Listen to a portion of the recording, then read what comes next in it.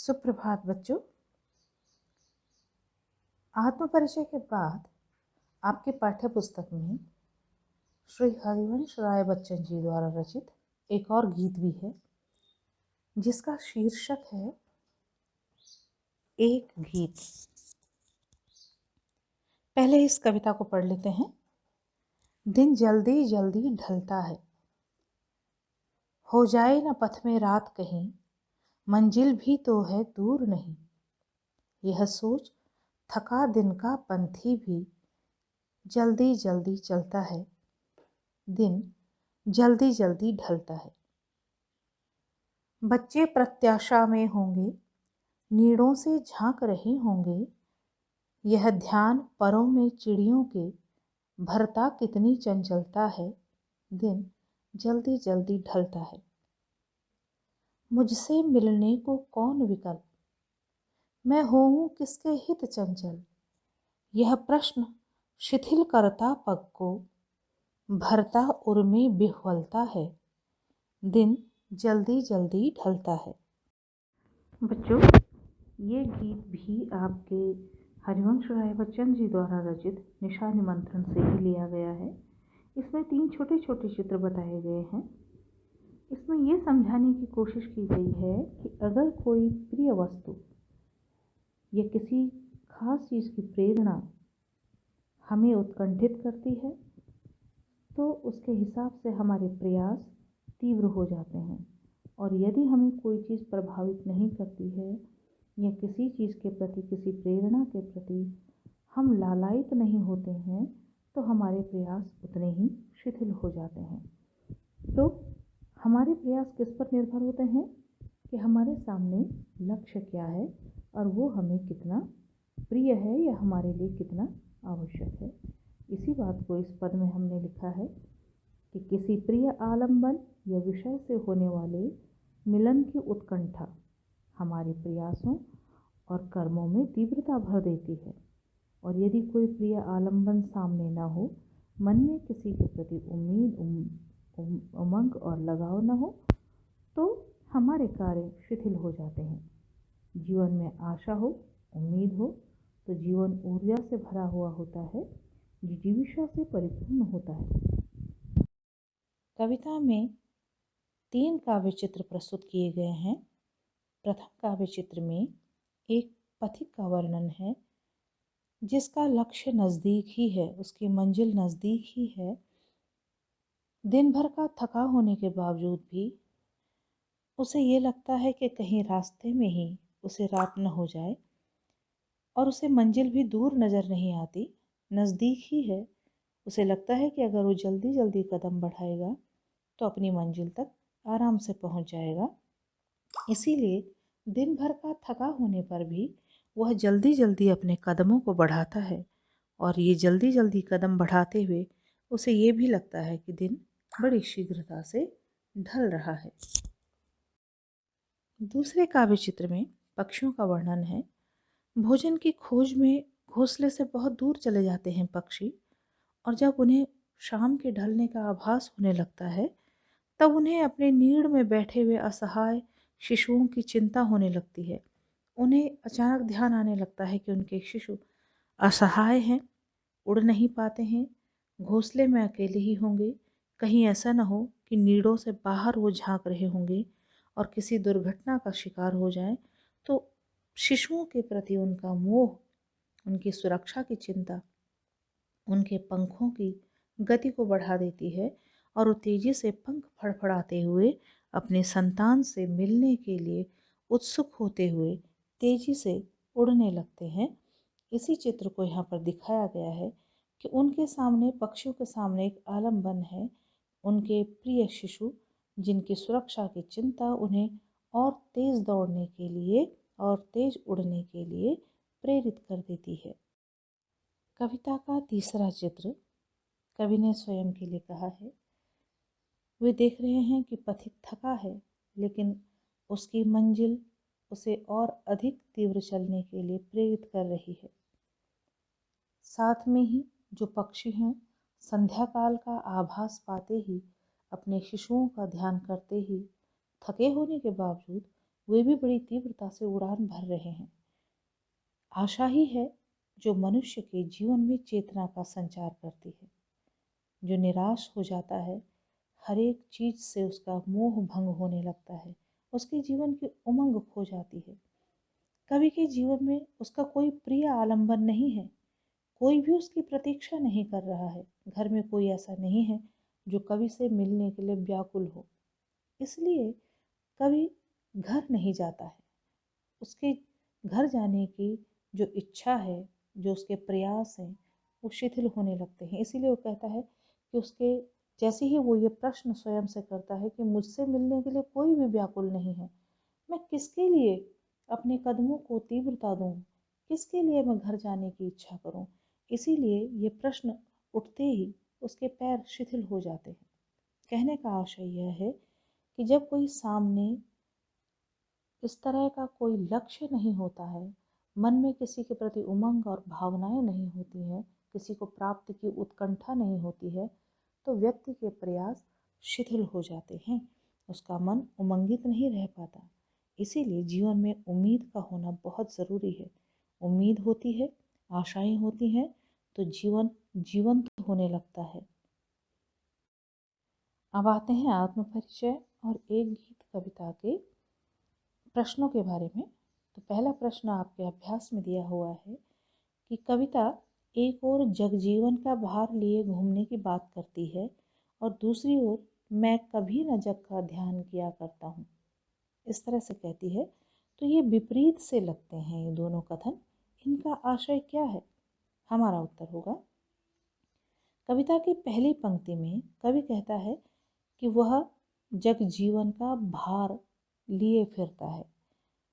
कवि का अभिप्राय यह है कि वह सांसारिक दायित्वों का निर्वहन करता है, दूसरे के दुखों को अपने हृदय में महसूस करता है और उनके दुखों को दूर करने के लिए समर्पित है। दूसरी तरफ कवि कहता है कि वह कभी संसार की तरफ ध्यान नहीं देता। मैं कभी न जग का ध्यान किया करता हूँ का आशय यही है कि वो संसार की तरफ ध्यान नहीं देता है। कवि जब निस्वार्थ भाव से लोगों का हित करता है, जमाने की रीत से अलग होकर के चलता है, तब लोग स्वाभाविक रूप से उसके विषय में बातें बनाते होंगे। तो जो बातें, जो निराशा देने वाली बातें हैं, जो आलोचनाएं हैं, कभी उनकी ओर ध्यान नहीं देता है। इसीलिए वो कहता है कि मैं कभी न जग का ध्यान किया करता हूँ, यानी सत्कर्म की ओर बढ़ते हुए कभी ये ध्यान नहीं करता है कि लोग उसके बारे में क्या बातें बनाएंगे। उसने अपने जीवन का जो मार्ग चुना हुआ है, वह बिना किसी रुकावट के उस मार्ग की ओर जाना चाहता है। इसीलिए ये जो दोनों पंक्तियां हैं कि मैं जगजीवन का भार लिए फिरता हूँ, इसका आशय है कि वो लोगों से इतना स्नेह करता है कि लोगों के दुखों को अपने भीतर महसूस करता है और उनके दुखों को दूर करने का भरपूर प्रयास करता है। दूसरी पंक्ति में जो ये लिखा हुआ है कि मैं कभी न जग का ध्यान किया करता हूँ, इसका आशय है कि उसके इस सत्कर्म में लोग उसके विषय में क्या बातें बनाते हैं, वो इनकी ओर ध्यान नहीं देता है। तो इस तरह से ये दोनों जो पंक्तियां हैं, ये विरोधाभासी हैं। विरोध का केवल आभास मात्र है, विरोधी नहीं है, बल्कि देखा जाए तो ये एक दूसरे के पूरक हैं। दूसरा प्रश्न है, जहाँ पर दाना रहते हैं वहीं नादान भी होते हैं, कवि ने ऐसा क्यों कहा होगा? अब देखिए, इसके उत्तर में आपको दो चीज़ों को समझना पड़ेगा। एक शब्द है नादान और दूसरा शब्द है दाना। तो इसमें क्या है कि ये जो दो शब्द हैं, इसमें नादान कौन है? नादान वो हैं जो इस संसार की विशेषताओं को जानते हुए भी अज्ञानियों सा व्यवहार करते हैं। यानी पता है कि संसार क्षण भंगुर है, नष्ट हो जाने वाला है, जानते हुए भी वो इस संसार के माया मोह में डूबे रहते हैं। इसीलिए उन्हें नादान कहा है। और दाना क्या है? जिनके प्रति वो आकर्षित होते हैं। कौन? संसार के भौतिक आकर्षण। तो संसार में जितनी प्रकार की भौतिक चीज़ें हैं, धन है, दौलत है, ये सारी चीज़ें आकर्षित करती हैं व्यक्ति को। तो ये आकर्षण है, दाना इन्हीं को कहा गया है। और जो संसार की हकीकत को समझते हुए भी केवल इन्हीं पर आकर्षित होते हैं, उन्हें नादान कहा गया है। तो कवि ने यहाँ पर क्या कहा है, दो चीज़ें उन्होंने यहाँ पर बताई हैं। नादान वही है हाय जहाँ पर दाना, नादान मनुष्य वहीं पर हैं, वहीं पर टिके हुए हैं जहाँ पर दाने हैं, जहाँ पर उनको आकर्षित करने के लिए, फंसाने के लिए या माया मोह के दाने बिखरे हुए हैं। तो इसीलिए इस प्रश्न का उत्तर होगा कि दो शब्द हैं, जो लोग संसार की वास्तविकता को जानते हुए भी संसार के माया जाल में उलझ जाते हैं, ज्ञानियों के उपदेशों को मानते हुए भी, समझते हुए भी फिर भी भुला देते हैं और भौतिकता में डूब जाते हैं, ऐसे ही लोगों को कवि नादान कहता है। और दाना यानी सांसारिक आकर्षण, संसार असत्य है पर मनुष्य इस संसार के आकर्षणों को सत्य मानने की नादानी कर बैठता है, और जो सबसे बड़ा लक्ष्य है जीवन का, मोक्ष, उसको भूल करके केवल इन झूठे आकर्षणों में ही डूबा हुआ दुष्कर्मों में प्रवृत्त हो जाता है, उसी को नादान कहा गया है। तीसरा प्रश्न है, मैं और जग और कहाँ का नाता। इस पंक्ति में आपने और शब्द की विशेषता बतानी है। तो 3 बार ये और शब्द यहाँ पर प्रयोग हुआ है। मैं और जग और, तो आप समझ रहे हैं दो चीज़ों के विषय में कहा गया है, एक अपने विषय में और एक संसार के विषय में। ठीक है, तो कवि यहाँ पर इस कविता में या इस कविता का जो ये हिस्सा है, इसमें उसने ये बताने की कोशिश की, आपने अर्थ समझा होगा, उसमें ये बताने की कोशिश की है कि उसकी प्रवृत्ति, उसकी विचारधारा और संसार की प्रवृत्ति और विचारधारा बिल्कुल अलग है। तो इस और शब्द का प्रयोग करके कवि ने कविता में सौंदर्य की उत्पत्ति की है, और साथ ही साथ अपने जो वो कहना चाहता था उसको बड़े प्रभावशाली ढंग से उन्होंने कहा है। यहाँ पर वो कहते हैं 3 बार और शब्द का प्रयोग किया गया है। पहले और में कवि स्वयं को जग के बाकी लोगों से अलग बता रहा है, क्योंकि उसकी सोच आम आदमी की सोच की तरह नहीं है। आम आदमी संग्रह करता है, स्वार्थी है, अपने आप में ही डूबा हुआ है, और कवि परार्थ की सोचता है, परमार्थ की सोचता है। तो इसलिए वो बिल्कुल अलग है, उसकी सोच बिल्कुल अलग है। फिर बीच वाला और है जिसका आशय है दो पंक्तियों को जोड़ना, और जो तीसरा वाला और है वो ये बताता है कि संसार की प्रवृत्ति और है, दूसरी तरह की है। तो यहाँ पर 3 प्रकार से और शब्द का प्रयोग है। पहली बार में अपने आप की प्रवृत्ति को अलग बताता है कवि, दूसरा और दोनों वाक्यों को जोड़ता है, और तीसरा और संसार की अलग प्रवृत्ति को बताता है। तो इस प्रकार कवि ने अपनी और संसार की विचारधारा को अलग अलग बताने के लिए और फिर दोनों वाक्यों को जोड़ने के लिए और शब्द का 3 बार प्रयोग किया है। इससे वैचारिक भिन्नता तो प्रकट होती ही है, कविता में भी सौंदर्य उत्पन्न हुआ है, चमत्कार की सृजना हुई है। चौथा प्रश्न है बच्चों, शीतल वाणी में आग होने से क्या अभिप्राय है। शीतल वाणी में आग होने का आशय है प्रभावशीलता। वाणी वही जो अपने भीतर प्रभाव रखती हो, दूसरे के हृदय को परिवर्तन करने की क्षमता रखती हो। उसके लिए क्रोधित होना जरूरी नहीं है कि आपके क्रोधपूर्ण और बड़े जोर से कहे हुए शब्दों से ही दूसरा प्रभावित होगा, ऐसा नहीं है।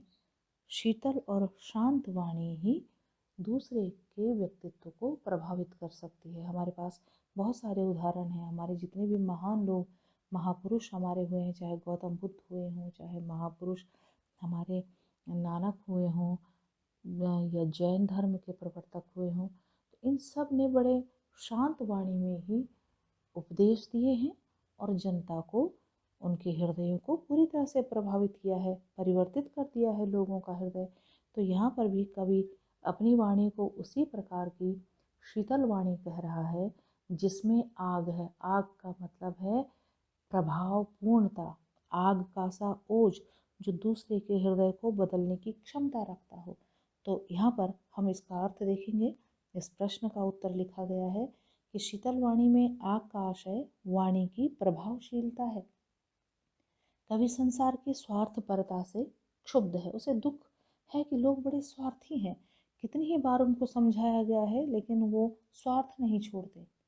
कवि का मार्ग प्रेम का मार्ग है, परोपकार का मार्ग है, संवेदनशीलता का मार्ग है। स्नेह और भावों से भरी हुई उसकी वाणी भले ही शीतल और शांत है, लेकिन सुनने वाले के हृदय को प्रभावित करने में सक्षम है। इसीलिए अपनी वाणी के माध्यम से कवि सबको स्नेह बांटता है और लोगों के हृदयों में प्रेम जागृत कर रहा है। इसीलिए यहाँ पर लिखा गया है कि उसकी वाणी शीतल है पर उसके भीतर आग है जो दूसरे के हृदयों को प्रभावित कर देती है। विरोधाभास लगता है। जो शीतल है, आग शीतल का स्वभाव नहीं है शीतल होना। आग अलग है और शीतलता अलग है, बिल्कुल विपरीत लगते हैं। लेकिन फिर भी यहाँ पर विरोधाभास अलंकार का प्रयोग करते हुए कवि ने अपनी वाणी को प्रभावशाली माना है, जिससे लोगों के हृदय प्रेममय हो गए हैं। बच्चों, अगला प्रश्न एक गीत कविता से है। प्रश्न है, बच्चे किस बात की आशा में नीड़ों से झांक रहे होंगे?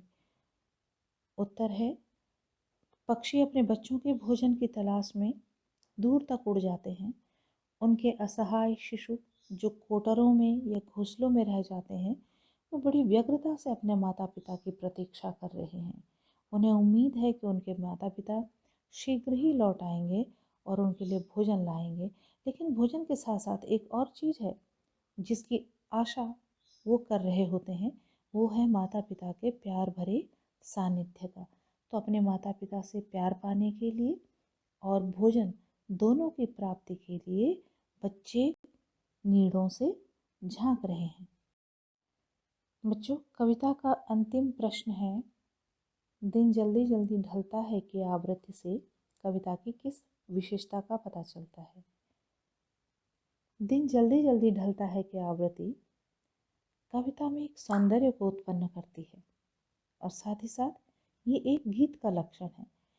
किसी भी गीत में पंक्तियों का दोहराव किया जाता है। गीत में स्थाई का प्रयोग हर अंतरा के बाद किया जाता है। अतः इस विशेषता से रचना में गेयता आ जाती है और इस कविता में भी ये पंक्तियों का बार बार जो आवृत्ति हो रही है, ये गेयता को प्रकट करने लगी है। भाव की दृष्टि से पंक्ति की आवृत्ति बार बार ये बताती है कि जीवन में किसी आशा का होना व्यक्ति को कर्म करने की प्रेरणा देता है। जैसे पथिक को या फिर चिड़िया को, दोनों के पास जीवन के लक्ष्य हैं। लक्ष्य की ओर बढ़ते हुए व्यक्ति को समय बीतने का पता ही नहीं चलता। उसकी व्यस्तता में जब वो अपने काम को करने में व्यस्त होता है तो उसे लगता है कि अरे दिन कितनी जल्दी जल्दी बीत रहा है, उसे ऐसा लगने लगता है। पर जब जीवन में कोई लक्ष्य नहीं होता और समय बीतता जाता है तो कभी उसका उपयोग करने में या व्यक्ति उसका उपयोग करने में अक्षम होता है, क्योंकि उसके पास करने को कुछ है ही नहीं। निराशा उसके जीवन में भरी हुई है। तो इस प्रकार कविता की ये पंक्तियाँ जब बार बार आवृत्त हो रही हैं तो ये समय की निरंतर गतिशीलता को भी दिखा रही हैं और मनुष्य की मानसिक स्थिति समय के साथ किस प्रकार संयोजन करती है, इस बात को भी दिखा रही है।